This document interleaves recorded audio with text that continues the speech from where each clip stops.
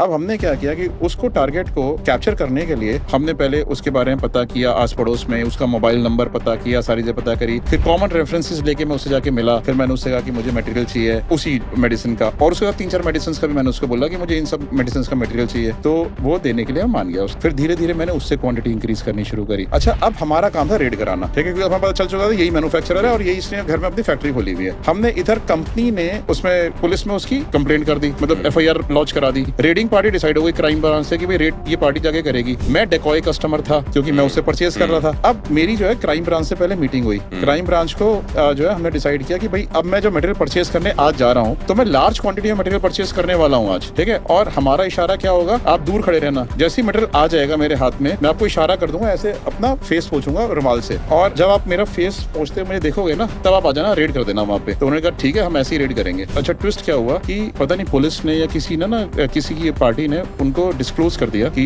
आपके यहाँ रेड होने वाली है। अब मैं वहाँ पे गया, वो वहाँ पे प्रेजेंट थे, मैंने उनसे मटेरियल खरीदने की बात करी, ठीक है, लेकिन केस ऑलरेडी ना उनके दिमाग में एक्सपोज हो चुका था, तो उन्होंने मटेरियल नहीं दिया। लेकिन क्या हुआ कि 6-7 आदमी ना आके खड़े हो गए मेरे चारों ओर, लेकिन उनको ये नहीं पता कि मैं किसी के साथ आया हूँ, और ये नहीं पता था कि आप ही हैं वो, ये नहीं पता कि मैं ही हूँ, लेकिन वो शक तो था ही। तो उन्होंने मेरे से और ज्यादा बातें करनी शुरू कर दी उन्होंने। अच्छा, उन्होंने पहले क्या किया था, जो मैंने आपको बताया ना, मैंने एक लैंडलाइन नंबर लिख दिया था कार्ड के ऊपर, उन्होंने उस नंबर पे कॉल किया था टू वेरीफाई मी। वहाँ पे जब उसने कॉल किया तो जो एसटीडी का ओनर था उसको मैंने पहले से बोल रखा था, उसने कंफर्म कर दिया था कि हाँ ये मेरे ब्रदर का नंबर है, ठीक है, हम घर से बोल रहे हैं। लेकिन उन्होंने क्या किया, उस टाइम ना टेलीफोन की डायरेक्टरी होती थी 197 MTNL की, बिल्कुल 197 डायरेक्टरी से उन्होंने एड्रेस पता कर लिया था उसका, जब उनको टिप मिल गई थी और वो उस एसटीडी पीसी तक पहुंच गए थे तो वो देख लिया था ये एसटीडी पीसीओ का नंबर है। तो कवर ना ब्लो अप हो चुका था। अब वो 6-7 लोग इकट्ठे हो गए मेरे चारों ओर, उन्होंने जो है मेरे को एकदम से आगे घेर लिया और they were just about to hit me. अच्छा, अब क्या हुआ कि मैंने जो ना अपना रुमाल निकाल के ऐसे पसीना पोंछना शुरू किया कि मेरी हेल्प के लिए लोग आ जाए। इतने में वहां से ट्रक जा रहे थे, बीच में से ट्रक जा रहे थे, वो सड़क के अक्रॉस खड़े थे, वो देख ही नहीं पाएंगे मैं पसीना अपना पोंछ रहा हूँ। इतने में उन्होंने जो है 1-2 पर्सन जो थे उन्होंने मेरा कॉलर वॉलर पकड़ लिया वहाँ पे, और you know they started hurling abuses on me. लेकिन फिर भी फाइनली उन्होंने जो ना एक क्राइम ब्रांच का जो ऑफिसर था उसने देख लिया कि मैं